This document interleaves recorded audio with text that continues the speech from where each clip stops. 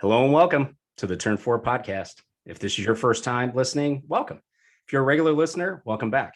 Say hi, Tim. Hello, everybody. Thanks for joining. Tim and I are thrilled to have you join us for this special episode where we welcome a very special guest. Today's guest started his racing career at the age of 9 when he received a kart for his birthday. That launched him into escalating opportunities, starting with the Bridgestone Racing Academy, then earning top rookie in Formula BMW with 3 race wins, then moving up to Champ Car Atlantic Series, A1GP, Indy Lights, and graduating to IndyCar, where he earned Rookie of the Year honors in 2011. He has 6 race wins and a pole at the Indianapolis Motor Speedway. He has been part of NBC Sports Network's IndyCar broadcast. And let us not forget his runner-up on Dancing with the Stars, season 23. It is a pleasure to welcome to Turn 4 the mayor of Hinchtown, James Hinchcliffe. Well, thank you guys for having me. Yeah, you can never forget that runner-up in Dancing with the Stars. You gotta make sure that makes it in there.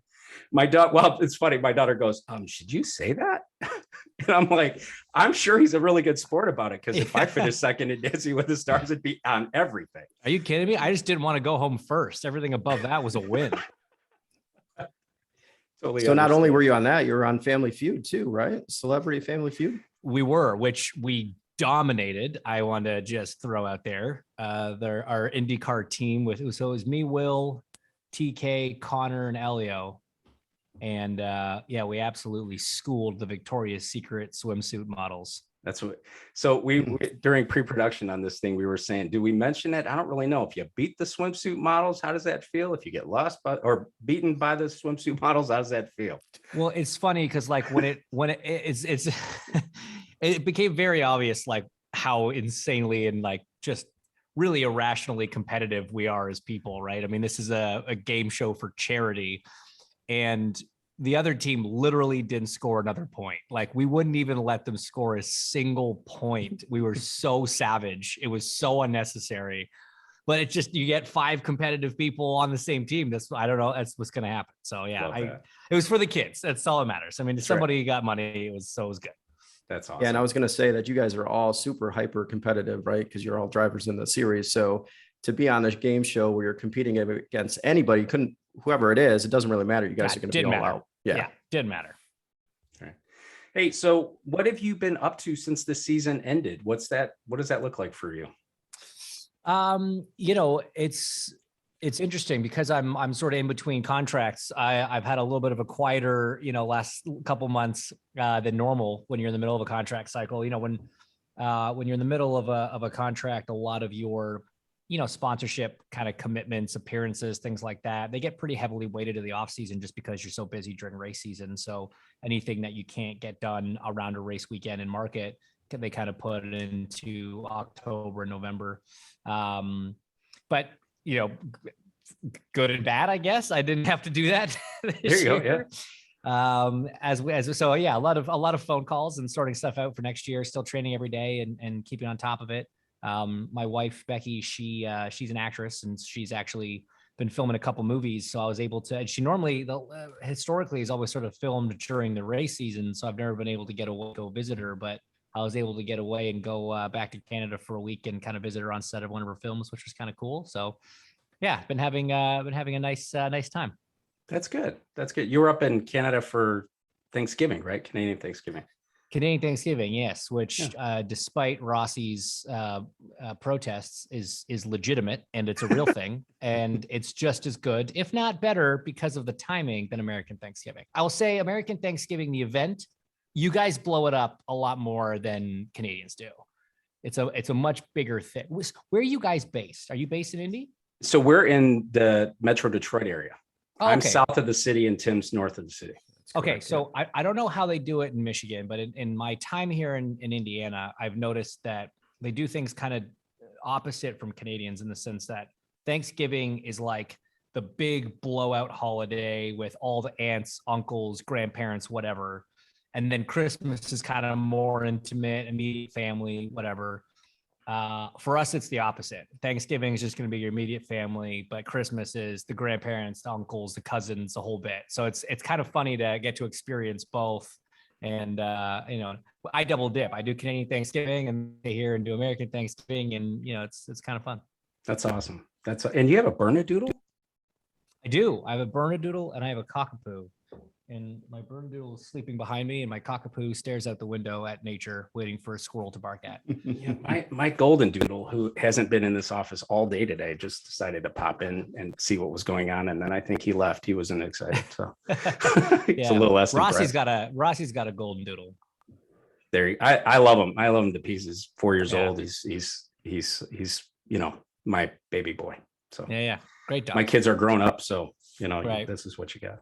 But hey, so you had a chance to attend the ROP program with Grosjean. Yeah, I heard your interview with Bruce Martin on Pit Pass. How was that? How does something like that come about for you? Well, for me, I still have very close ties with the Andretti organization. They're family. They always will be. It's a great group of people from, top to bottom throughout that whole organization. And so I think Rossi was out of town and kind of the only other guy based here. It's always nice to kind of just have someone that's at least been around the place when a guy's doing his ROP. So they asked me if I could come out and just kind of, I don't want to say like coach Grosjean through it. Like he doesn't need coaching. He knows what he's doing, but just give you some of the little tips that you're not expecting when you go out into a place like that. And, luckily he's had the benefit of having been on an oval because he did the Gateway race, obviously. He's different deal. So just kind of, taking him around, showing him the line, getting him up to speed and making sure he was comfortable. Remembering little things, like you're not expecting the kind of helmet buffeting that you get at those speeds. You don't really experience that kind of thing in the short tracks and little things like that. So it was more just making sure he got acclimated the first couple runs and then let him get on with his program and do his thing. So do you go out and shake down that car, or is it more just conversational? It's more conversational. Yeah, it's more kind of all my work was really done before he got in it, just let him know what to expect, what it's going to feel like. One of the big challenges about ROP is Indy cars aren't designed to go 200 miles an hour. They're designed to go 220 plus. So at 200, they don't feel great. And it's not super confidence inspiring. You're like, oh, you want me to go 20 miles an hour faster than this? Because this feels terrible. So, it's little things like that, that when you're doing that first phase and it's 200 to 205 or whatever it is, maybe it's 25 to 210, the first one, but either way, the car usually doesn't feel great. And so just kind of getting everybody, comfortable with that and knowing that I promise you it will get better. And once you're driving around flat out, it's actually a lot easier trying to lift and like guess how to get to a certain lap time and not go faster than it and stay within that window. There's a couple tricks to that sort of thing. But yeah, so that was more, it's just sort of, having some previous knowledge to bestow upon him before his maiden run. Sure. That's very interesting because, you got so many laps in this window, so many laps in that window. And to know that car is really designed to go to the highest point that it feels most comfortable at those speed. That's something that, it's good to hear because we don't know that. And so hearing it directly from you and you being able to coach the driver through that is really good to hear. Yeah, it's one of the interesting things about the race itself, when you think of, especially on restarts, and everybody's sort of jammed together. And especially if you're mid pack or back, you're in a ton of dirty air, you're lifting a lot in the first couple corners. You're not going anywhere near the speed that these cars are really designed to go. And because of all the dirty air, you have a fraction of the downforce you're supposed to have. And the tires only really work at a certain speed with a certain amount of downforce. So when you're 10th, 15th back on a restart at the speedway, it's after qualifying, it's the most terrifying thing you can do because the car just feels absolutely awful for like 2 or 3 laps until everybody spreads out and winds up and gets up to speed. So Roman, he's like you said, he's not a stranger to high speeds. I mean, those Formula One cars he's used to could corner, very quickly on rails. But what's the first thing you would say to somebody like a Roman Grosjean when you're standing in a garage, getting ready to go out to the, Indy Motor Speedway? Right. I mean, so it's little things that are just so different than when you go fast in a straight line on a road course. Right. And so it's, the way the car is set up, the steering wheel naturally pulls itself to the left. Right. So on the straightaway, you're actually having to sort of consciously turn right or counter steer right a little bit. It's trying to walk him through whether he wants his wheel straight on the straightaway or a little bit offset, right hand down. A lot of drivers, you'll see, I mean, Scott Dixon's famous for being kind of exaggerated with it. His right hand's very far down. And I'm sure that's, kind of a relic from his days in IRL Classic when they were only kind of racing on 1.5-mile tracks. You know, a lot of guys did it like that back then. So it's getting him comfortable with that sort of thing. Like I talked about the buffeting with the aero screen and the different vents that we have, like the air hose now that you would run on the road course. That's going to be way too much airflow on the oval. You know, the first time we did it, your helmet was trying to lift off your head. I mean, it was the chin strap was choking us the first time we did it. So it's like, that's going to be different. We should probably adjust the air intake on your helmet and little things like that. You know, the brakes are going to feel a certain way when you come into the pit box. It's not going to turn very well when you get into pit lane. So just make sure you come in slow. It's not going to feel like it's felt all the road course races up to this point. You know, just getting him used to things like that. And there are some strategies on how you attain the target lap time. So you sort of walk them through that sort of thing. And so it's just trying to think of anything that feels different than a road course. And it's hard to think of it sometimes because I've been doing it so long that it feels natural to me when you do it, but you just try to differentiate the two and just get him used to some of these new experiences before he actually feels them. Right. Is that it? Same advice it would be for Roman that it would be for a true rookie, somebody like a David Malukas, say, for example? Yeah, I think so. I mean, you know, with the exception of this year's lights class, most of these guys got to run and girls got to run on the speedway, you know, with the Freedom 100. Obviously that didn't run this year for whatever reason. I think that's a mistake and I really hope they change that, but that's just my unsolicited personal opinion on that one. But yeah, no, for the most part, it's all pretty similar. I think just Romain's sort of limited oval experience. Maybe you talked to him a little bit more, you know, the lights guys, they run Iowa, they run Gateway, they run the Speedway. So they might have like a little bit of a better sense, but yeah, for the most part, it's the same stuff. Yeah, that's actually a good perspective. Because to me, I look at it, you know, from where I'm at is Roman just needs to figure out this turning left thing constantly, as opposed to the guys coming up from Indy Lights. You'd think there'd be a little bit more involved in getting them up to speed there, but you're right. They're used to that. Right. They've driven on. They've got more oval experience, certainly. I mean, right from USF 2000, Indy Pro 2000, Indy Lights, you know, you run on ovals the whole way through all the way up through the road to Indy, which is what makes that program so good and why you see the guys coming out of it instantly competitive on every type of track in IndyCar. Cough, Colton Herta, cough, Pato Award, cough, Oliver Askew, et cetera, et cetera, et cetera. Right. Staying at the Speedway, you have a great story with the Speedway. You have a very unique history with the Speedway as well. I want to use your words, right? In 2015, during Indy 500 practice, you were hinge kebabbed. Yes. And I mean, you had your recovery. You went on to 2016 where you took pole at the 500. Can you help us with some of that, everything that went through in that 12-month period from being hinge kebabbed to being on pole? Sure. Yeah. Weird 12 months. That's for sure. Roller coaster of a lot of things, but so yeah, I mean the sort of chronology of it, you know, I obviously have the accident after qualifying. It was in the Monday practice, getting ready for the 515.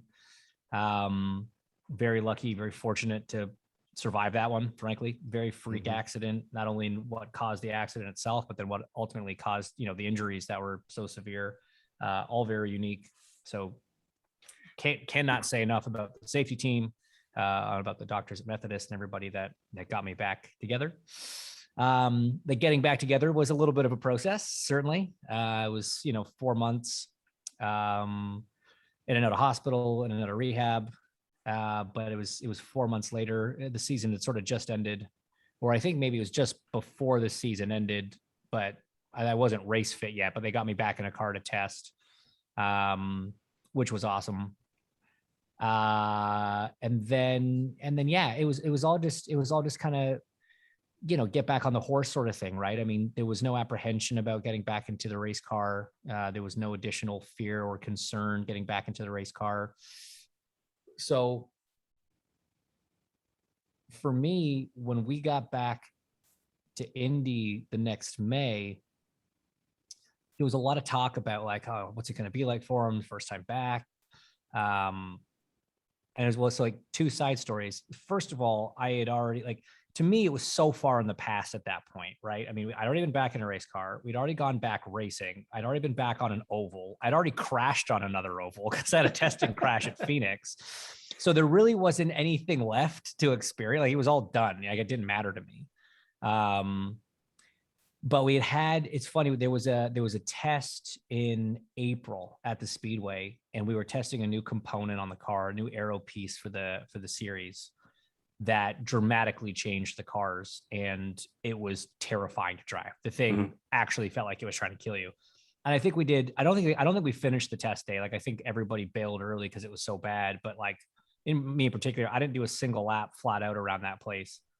And that's, you know, when you're testing, you're throwing all the downforce. I mean, it's relatively speaking, fairly easy to just drive around flat by yourself, right? And so all these people were like, "Oh my God, he's lost it. He can't do it at the Speedway anymore, whatever." I'm like, well, I mean, I don't think that's exactly correct. So we show up, and there was just so much talk about that. And I remember having a chat with my crew, you know, right before practice started.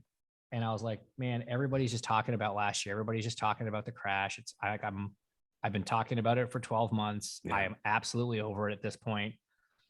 And so I said to him, I was like, here's my only goal for this month is to leave May giving people another story to talk about.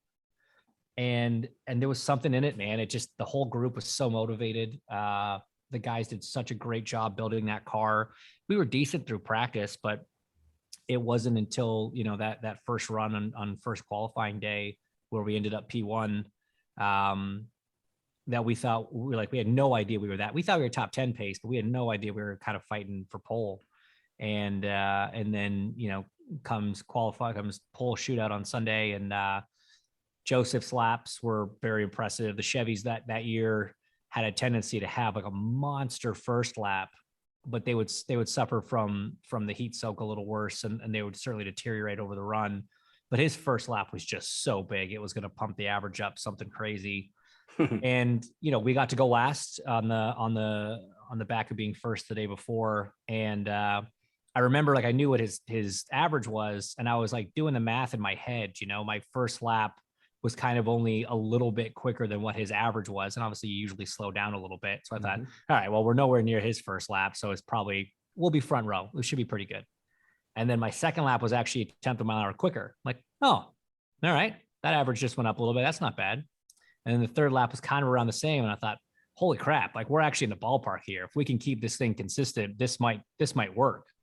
And, you know, it's funny. I had to like call a bit of an audible on our gear strategy, because the pattern that we had decided on before the run, the car was going so fast, I could actually do a slightly different pattern that we hadn't talked about. So I'm kind of making these decisions on the fly. Like, is it the right thing to stay in this gear? Should I go to this gear? You know, trying to figure this stuff out.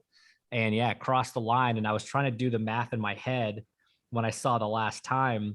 And I'm like, if I can carry the 2, and then, you know, I'm like, it's close. I don't know. Cause I slowed down a little bit on the last lap, and then my radio keyed up, and I just heard like just noise and cheering and clapping and yelling and screaming. I was like, I guess that means we did it. That's awesome. That's awesome. So it was pretty cool full circle situation. Right. Safe to speak for Tim on this one, but I admire that. First, 2 things here I want to tell you. I admire is that the idea that you're doing that much thought or thinking while driving around at 220 or 230 miles an hour is unbelievable to me. And then earlier, what you mentioned about being able to compartmentalize that, right? Put it away. I wasn't afraid. I came back and did that. You see, you know, situations such as yours. The accident that Dixon had was horrifying, right? Yeah. When he got up in the air. And then Bourdais also had that same, you know, type of situation where he got smashed up pretty good at the Speedway as well. So being able to put that aside and just walk back in and sit back down in your car and take off. I mean, I'm in sales, right? You don't get every sale, you don't get every situation. And there's times where I walk out of some of those where it's no and it's no. Right. And I'm like bummed I can't imagine even coming back or even trying to do whatever it is. But in your case, I mean, you're putting a helmet back on, you're sitting in that car, and boom, there you go. You're back out. You know, it's funny. The drivers we're just wired differently. You know, like I've made the joke, but it's not really a joke before, that we're kind of born without the self-preservation gene that most people have. You know, we're just kind of willing to forget that side of things. And I think, especially in my case and in Dixon's case, I don't want to speak for him, but he a lapped car kind of hit the wall right in front of him, pulled in front of, there was nothing he could have done, right? Mm-hmm. Mine was a mechanical failure. There's nothing I could have done. And so I think the fact that it wasn't a mistake, it wasn't self-inflicted in a sense. I think that does help you get over it faster. Because like, I didn't do anything wrong. I don't have to do anything different. I couldn't have done anything different to avoid that accident. You don't question your own ability. You don't kind of question like I made a mistake and this is what it did to me. That's bad. So that probably helps a little bit. But again, we all had a lot of time to get over it too, right? The tougher one is like in 2019, I had a crash in qualifying, and we got the backup car running, and I had to go back out later that day. And I'll never forget my engineer. I crashed in two. And I go through turn two on my first flying lap and didn't even feather it, just flat out straight through it. And that was way harder than coming back a year later after, nearly dying at the speedway. Yeah. I mean, I was totally fine in that wreck, but the fact that it was 2.5 hours before, and like the car just snapped out on me, and it's like, man, I hope this one sticks, but you can't lift, it's not going to work if you lift. So the ones like that, like what Alex Palou did this year, he had his qualifying crash, and then to just turn the thing around and get right back out there and go the speed he did, like those situations to me are actually, from a driver's perspective, actually more challenging and more impressive when you see him done. But he's young and he doesn't know any better. So, well, you know what? You say that, we always make the joke when new guys come in. It's like, yeah, well, he hasn't hit the wall yet, right? But he finally had hit the wall. Yeah. And Bobby Rahal famously said there are only two types of oval drivers: those that have hit the wall and those that will. And it's just the fact. And like, you see drivers come in and they have this like false sense of confidence and do things that guys that have hit stuff don't do. And you're like, that's going to stop real quick one day. That's right. So you spoke about getting the lap times. Is that showing up on your dashboard as you're going through, or do you have the team radioing that in? No, that's up on the dashboard. Especially the cars now with, I think in 2018, we made the changeover to a giant LED screen on the steering wheel. And there's 8 pages of information that you can have, totally customizable for every driver and every team. So yeah, I could have told you what the left rear carcass tire temperature was if you wanted in the middle of the run. Like, there's the amount of information available is wild. Wow, that's pretty cool. Have those Kimi Räikkönen moments where it's like, just leave me alone. I know what I'm doing. Oh yeah, there's a lot of those. There's a lot of those. The worst is when your engineer comes on and says something like, "Oh, we really need to get by this guy." It's like, "Oh, is that what we should do? Oh, I thought it was just cool to hang out back here for a while." Yeah. Oh, didn't realize. Yeah. I guess I'll try now. Thanks, Bob. Yeah, you're like, "Oh, we're racing." Yeah, exactly. Is that what we're doing here. So, safety has been a hallmark of the DW12 chassis, and certainly from its inception and then throughout its use on track. That includes a number of mods, and I'm really not even referring to the aero kits, the first kit, which was kind of ugly, and the aero kits, which were crazy, and the kit now. But really what I'm speaking to is the change with the aero screen. Specifically regarding the aero screen, how has that changed the handling and characteristics of the car?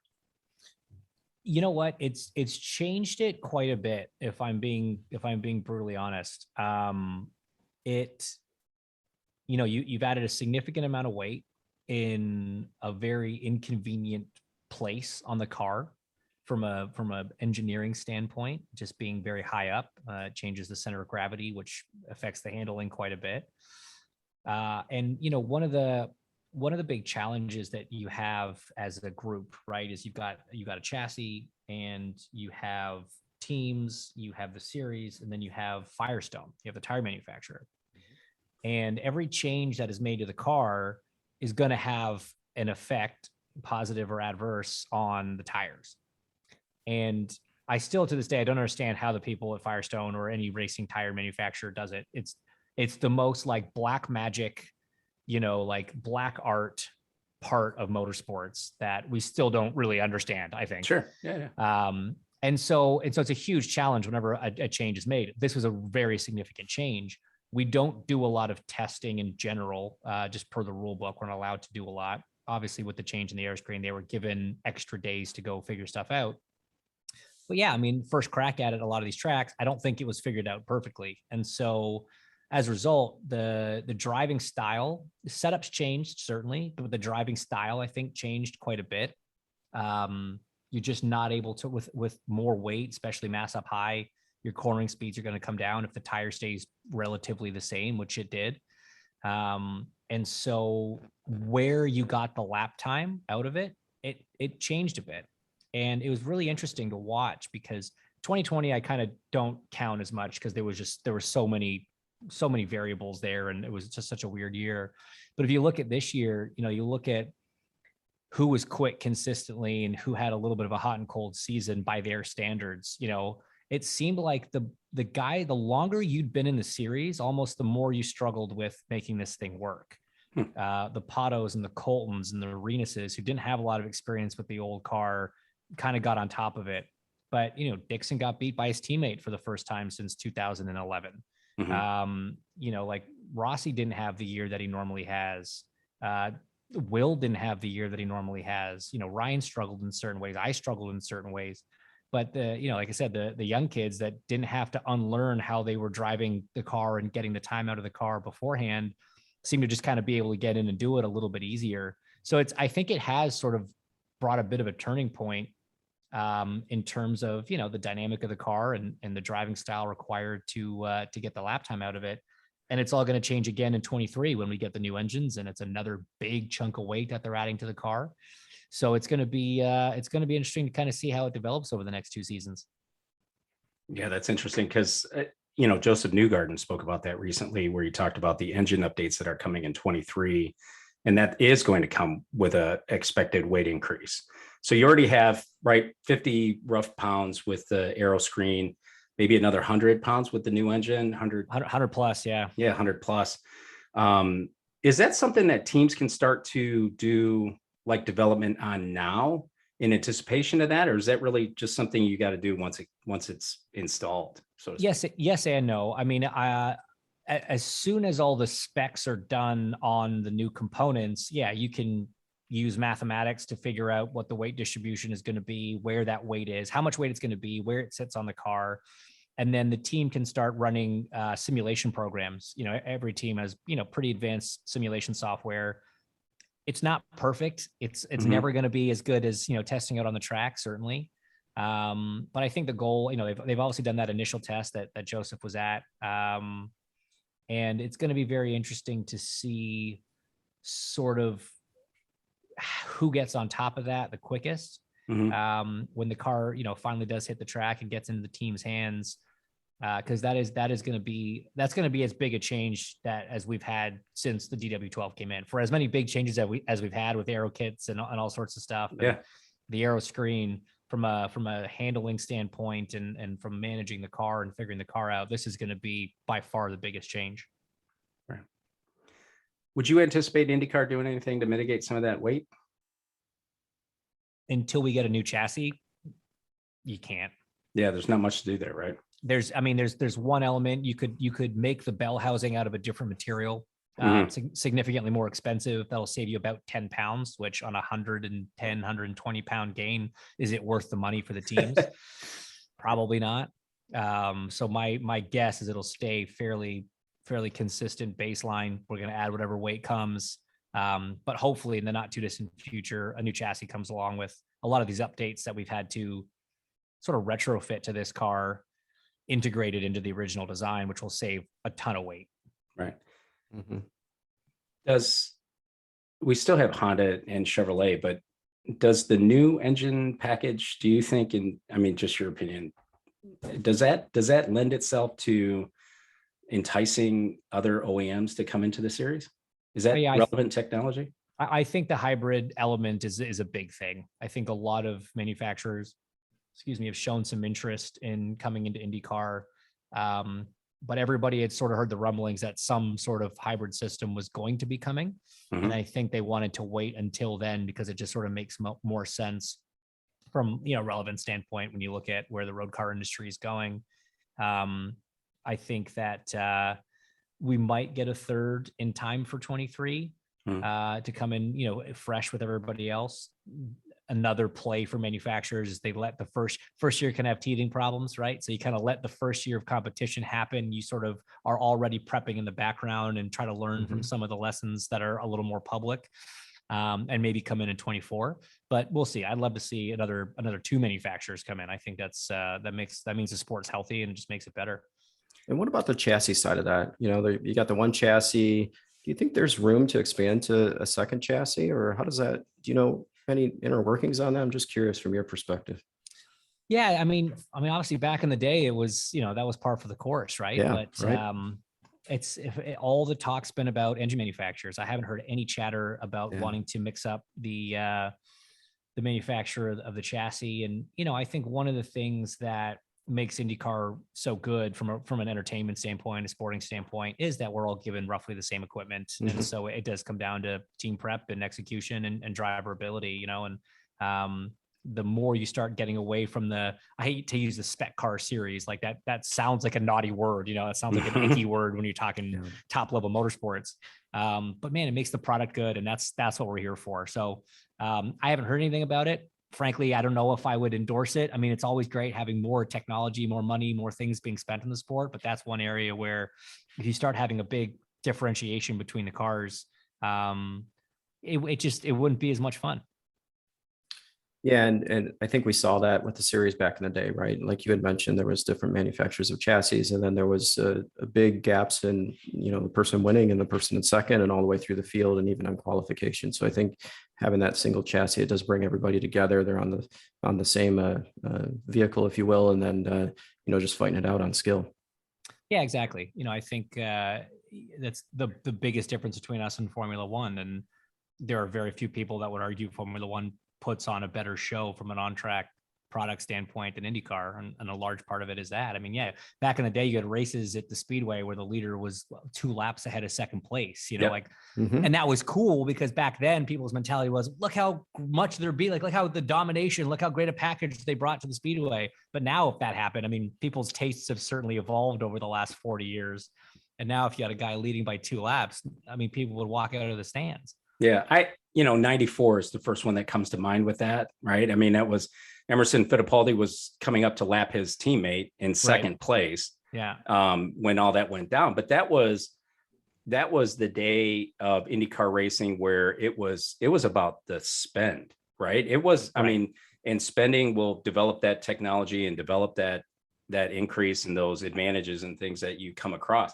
I read the split this year in July. And it brought back all those memories of new chassis every year, Honda and Toyota. I mean, just going at it from a development standpoint. Yes.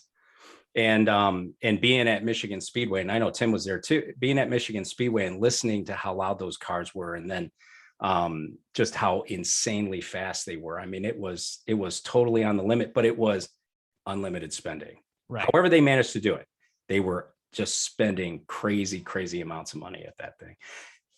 Formula One, you mentioned it. I watch Formula One every week, every race that they have, and I enjoy it. I enjoy the technology part of that. But I think Zach Brown said it recently, right? Where he talked about, the racing is as good in IndyCar as it is in Formula One. And my argument is I almost feel like it's better because I think anybody can win in IndyCar on any given Sunday where it's one of 2 Mercedes or one of 2 Red Bulls and maybe an AlphaTauri, which is really a Red Bull. And that's about it, right? I mean, Ferrari might get lucky, McLaren might get lucky, but it's either Mercedes or Red Bull. Yeah. I mean, you had Alpine win a race when 8 of the top 10 were taken out in turn 1. Yes. But short of that, you had, and again, even in those 2 teams that can win, 90% of the time it's one of the 2 drivers on those 2 teams. Like love Checo, love Valtteri, but like realistically, it's 2 guys. Right. It's 2 guys 90% of the time. And like thank God we have that this year though. Like, I mean, this is still a 10 times more exciting season than the last 7 have been. Maybe minus 16, but because it was over by now in other seasons, right? I mean, championship was over. Coda is normally where Lewis was celebrating his championship, and so it's like that's not fun for anyone. Yeah. Except Lewis. So in IndyCar development, do teams start the season with a baseline car? And then how much flexibility is there on development with that throughout the season? Or is it just, this is the way it is, we're going to have to figure it out and do our best? I think every team operates a little bit differently. Most teams will have their sort of baseline street course philosophy, their baseline super speedway, short oval, and road course philosophies.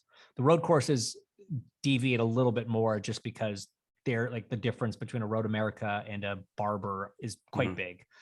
So there might be a little more differentiation on the road course side.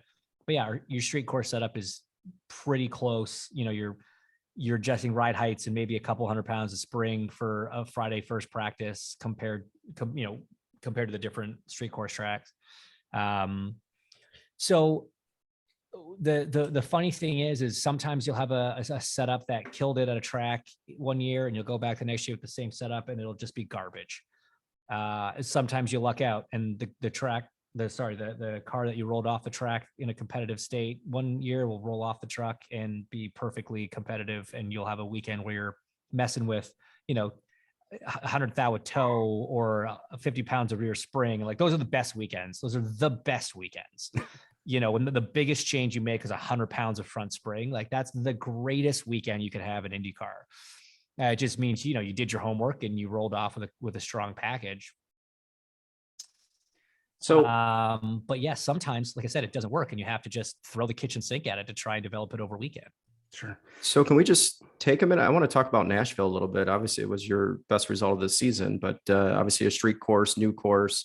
When you roll that car off the trailer, it pretty much has to be in a good, fashion that you can get around that track pretty quickly. So is that the key to going to those new tracks that are, temporary road courses that, you've never had any time on it?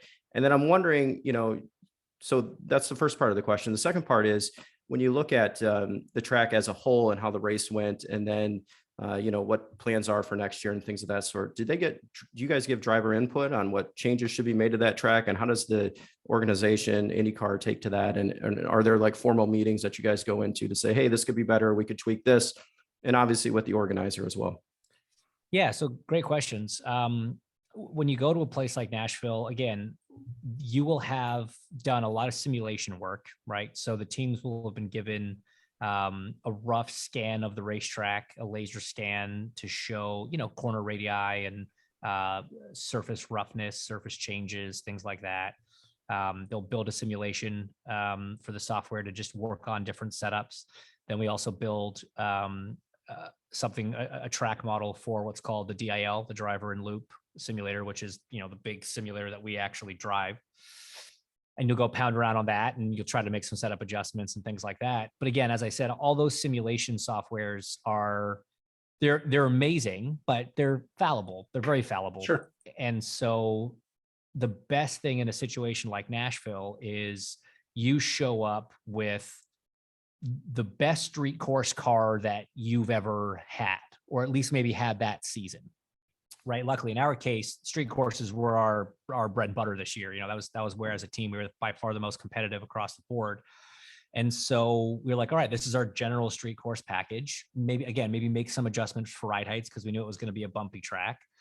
But with limited track time and no real on-track data to plug in to the sim software, the big key there is to make the car as familiar as possible, because the track is going to be the big unknown. Right. So if you know that this is my street course car and it has a tendency to do X, Y, Z, even if you don't like a few of those things that it does, at least it's predictable. Right. And so you can now go into this unknown world with a predictable element that you're in control of and sort of build from there. And that, that's what we did. And obviously it worked out pretty well. But yeah, and to the second part of the question, for sure, I think especially when it's a new event, the series and the organizers are all very open to driver feedback. There were a lot of opinions after Nashville, a lot of things that drivers had, some voice on and some concerns about, whatever. Again, by and large, the event was a massive success. Street courses are by far the most difficult events to pull off. everybody at the Music City GP did an incredible job. The Porchettas and all the effort and money they put in, they really took their time. They really did their homework. And yeah, there are some things that we would love to see modified, but I mean, nothing that was, even as messy as that race was, that was our fault. Like as a group of drivers, I think we all looked at each other and were like, we all should be ashamed of ourselves. This was pretty embarrassing, and it's no one's fault. It's not the track's problem. This was 100% on us. Certainly, I mean, it's the first, when I got out of the car, I walked up to Scott, we looked at each other, we started shaking our heads like, man, that was bad. I can't believe there's people still in the stands, that we should be getting booed right now. Luckily, IndyCar fans are a little more merciful than I guess we would be. But no, yeah, the series took our feedback, and there's already some big changes planned for next year's race. And actually they're already planning ahead to year 3, some things working with the city. There's certain things that can't be done in time for next year's race, but they're already thinking ahead.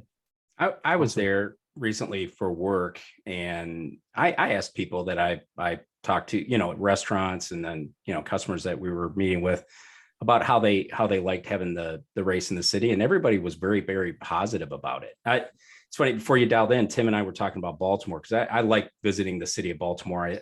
I like there. I couldn't find anybody that appreciated having IndyCar in Baltimore, during that. That's exactly right. If the city doesn't buy into it, it's never going to be successful. The reason that St. Pete has been around as long as it has, Toronto, Long Beach, those are cities that really, really get behind those races.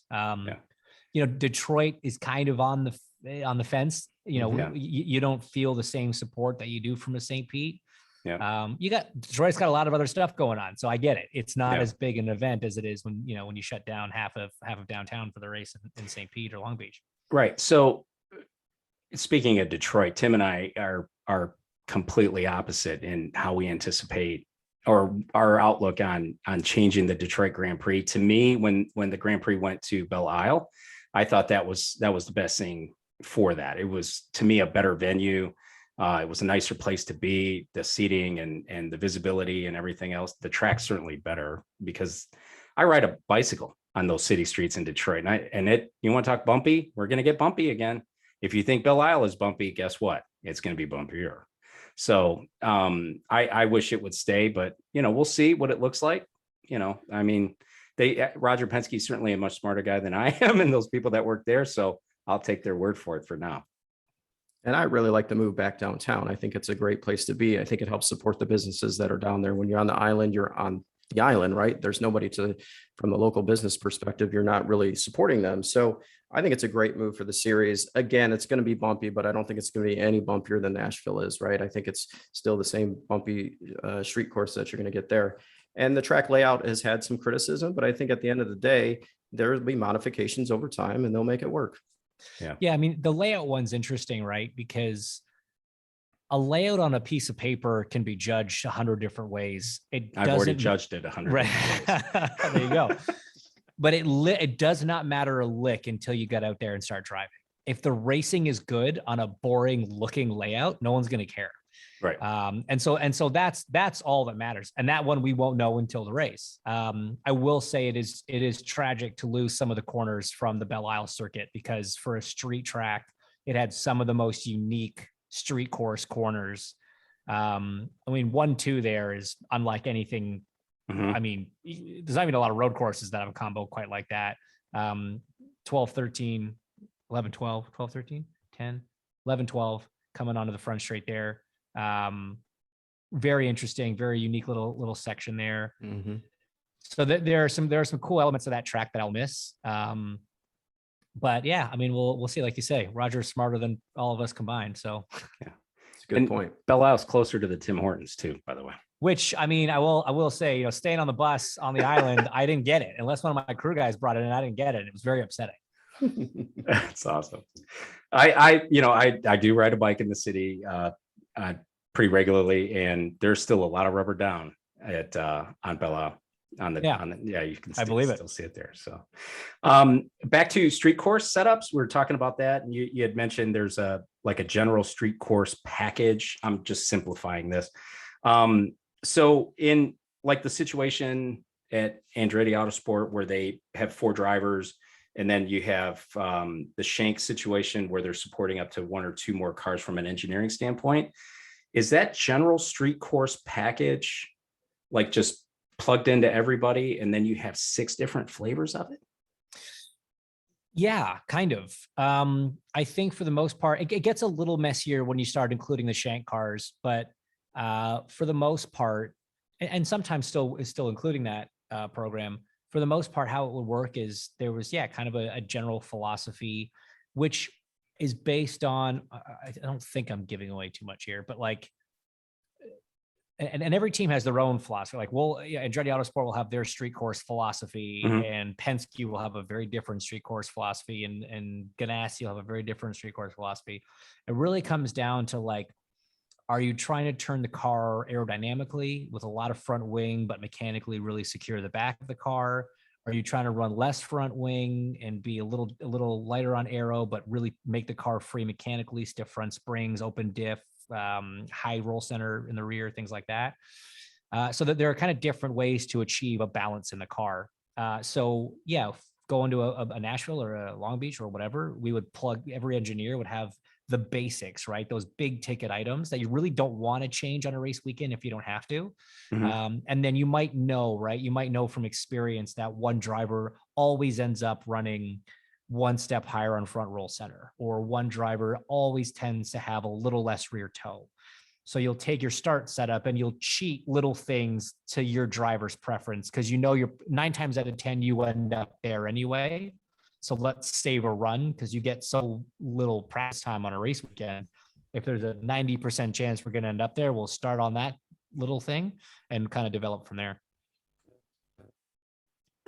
To me, that's interesting. And I think, and we always say, Tim and I, we're not insiders, right? We're just fans.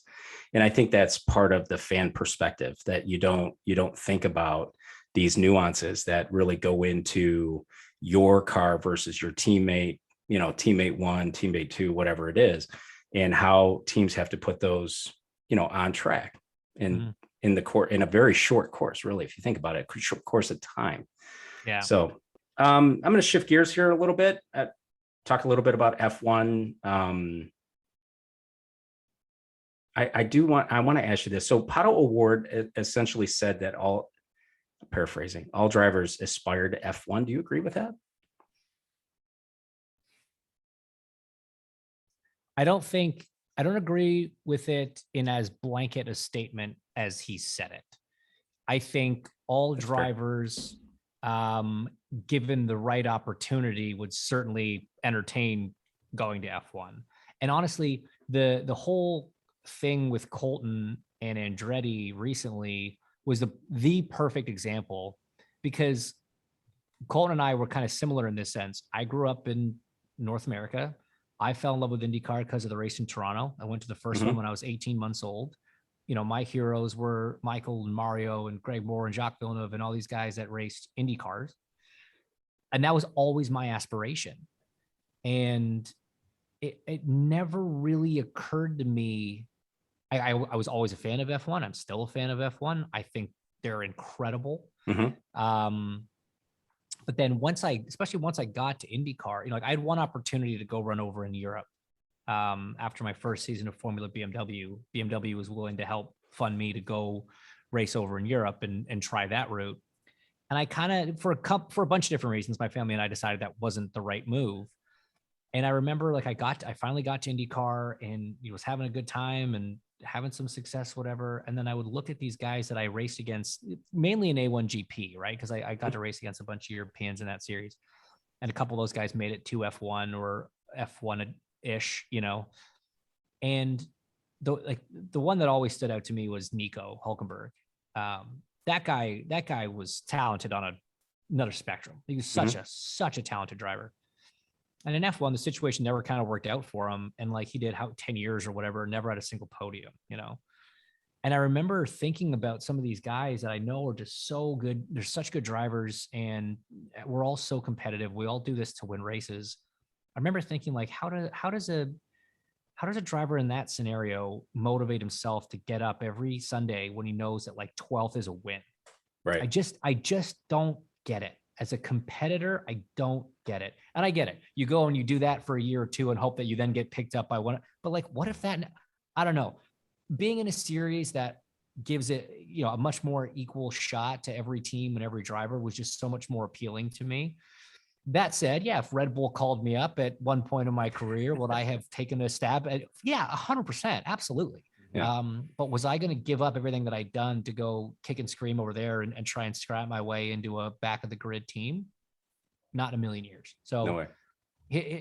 there's some truth, I think, to what he's saying. I mean, they're the coolest cars. They travel like it's for sure. There's a lot of appeal to Formula One. But I mean, a lot of the guys that have come over here in the last sort of 5-6 years, Rossi, Ericsson, Grosjean, a lot of guys, they do one weekend here and they're like, this is so much better than Formula One. Yeah, I can imagine you're competitive, you're having fun. I think the drivers, talk to each other more. It's more of a family atmosphere than it is over in Formula One. So I can see where the draw is for sure. Yeah. I mean, Rossi's the best example, right? And he's a very good friend of mine. And I've said this to his face, so I don't mind repeating it here. He showed up here and he was a complete jerk, right?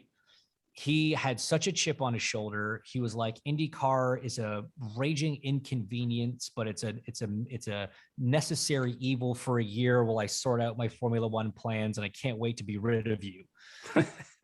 And like he was such a jerk. And then he got through his second race weekend, I think, and he was just like, I will never go back to Formula One.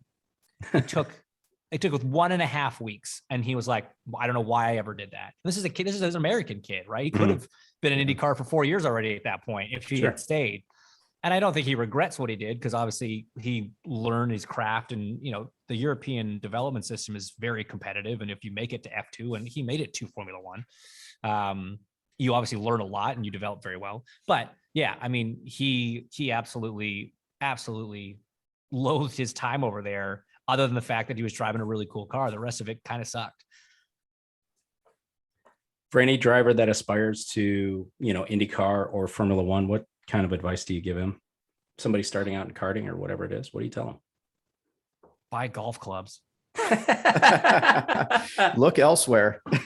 Maybe a tennis racket. I don't know. No, it's super hypocritical to make that joke, just because I've been in this sport for like, I don't know, 25 plus years now.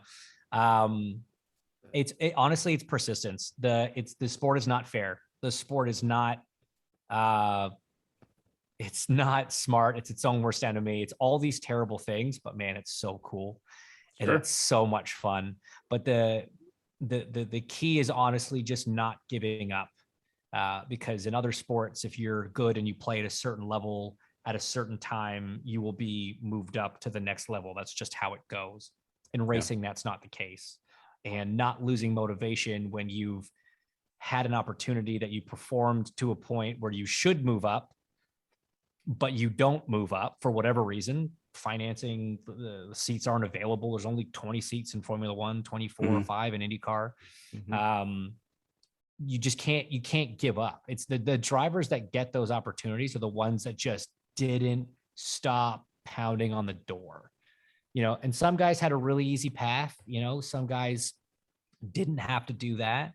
And timing is a huge part of it. So if your timing's off, that sucks, but that's the world, that's life, that's the universe. You can take it up with a much higher power than anybody in the motorsports business.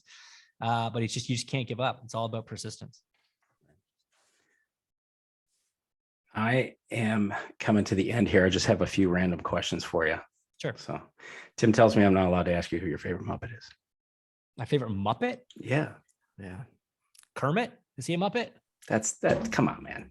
Well, I mean, he is. Hinch, I had to look him up. I was like, who's all on the Muppets? Like, there's like, I don't know. You can't ask that. One. So Miss Piggy's a Muppet. Yes. Yep. That's good. No, Beaker. Beaker's my favorite Muppet. There you go. Yeah. Right. There you go. Good one on that one. We like that one. So. Had to dig a little deeper than Kermit. Love it. There's Scooter out there. There's a whole bunch. I got my question out anyway. I don't care. I know. Way to go, Dan. What do you do for fun when you're not driving or not marrying?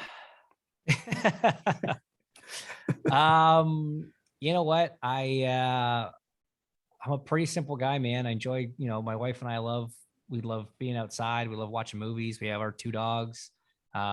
We've got a cottage up in Northern Ontario, which is kind of just like, nice part of Michigan there by the lakes. It's very similar.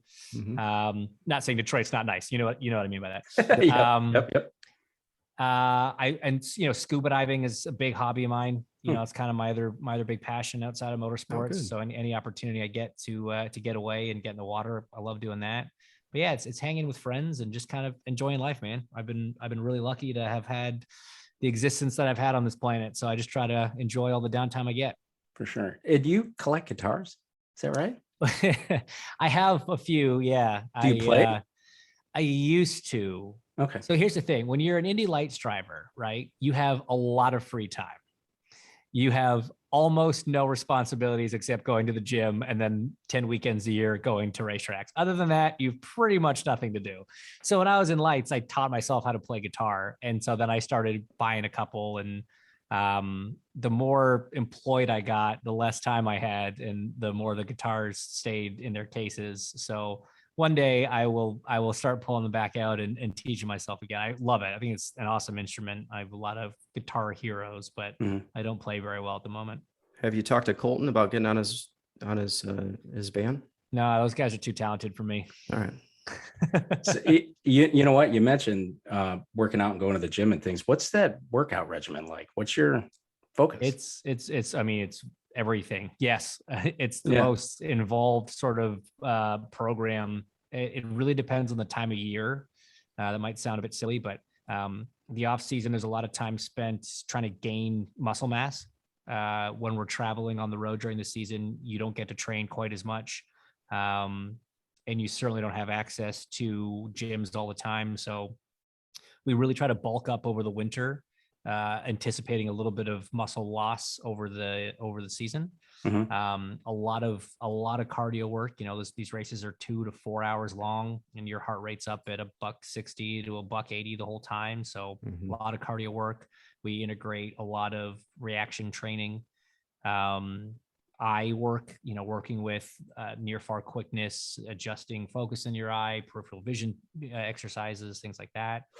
Is that deal that they showed, that kept showing Will Power during the Indianapolis? This thing. Yeah, that machine does it's got a lot of different functionalities that are pretty fascinating. The eyes and the brain are just they're incredible parts of the body, and a lot of fun to train, and you do have to train them. But yeah, so we're in the gym 6 days a week all year long. As long as there's a gym. Like I said, on the road it's tougher, but if you're in the race car, it's fine. But it's a pretty full on thing. So based on that training, so when you drive through the mountains, you don't get nauseous, right? Because you have the eye depth perception training that you've gone through. So it's not like if I drive through the mountains, I'm nauseous and I've got to let my wife drive. Yeah. Interesting. So, don't have doesn't that. happen. If anything, if I ever get car sick, I need to drive. Okay. Yeah, because so for me, it's the zoom in, zoom out, right? So you're zooming into the corner, then you're zooming back out to the other side to the next corner, and then you're bringing that in, and so on and so forth. So I guess I would not be a good driver, IndyCar driver. You have to do a lot of that because you're looking at your steering wheel, and then you're looking 200 yards down the road, and looking at your steering wheel, looking 200 yards down the road. Yeah. Well, okay, so now we're completely derailed because that goes back to what you said earlier. So if you're like in my own mindset, if you're cruising down front stretch Indianapolis, getting ready to go into turn 1. If you peek down to see what your number was at the bricks, you're going to be at the turn in a second, right? Yeah, you got to look quick. That's crazy. That's why our eyes are trained to do that. That's why the training. Yeah, makes total sense. Oh, it's crazy. That's crazy. That's crazy. So taking IMS out of it, what's your favorite track and why? Road course, Road America, street course, Long Beach. Yes. I totally agree. Although my favorite corner combination is actually Barber turn 12-13. Is that this off camber downhill kind of thing, right? It's like the end of the back straight, and you turn in like flat out in 6th, knock it down to 5th, and then it kind of dips down to the left and then compresses and fires up to the right, up and over the crest there. And that's just especially like in the manufacturer aero kit era when we just had like gobs of downforce, just stupid amounts of downforce. Yeah. That corner complex, the elevation, the speed was just one of the coolest things you could do in an Indy car. Yeah, take your breath away, literally, right? Yeah. I mean, from all that punch.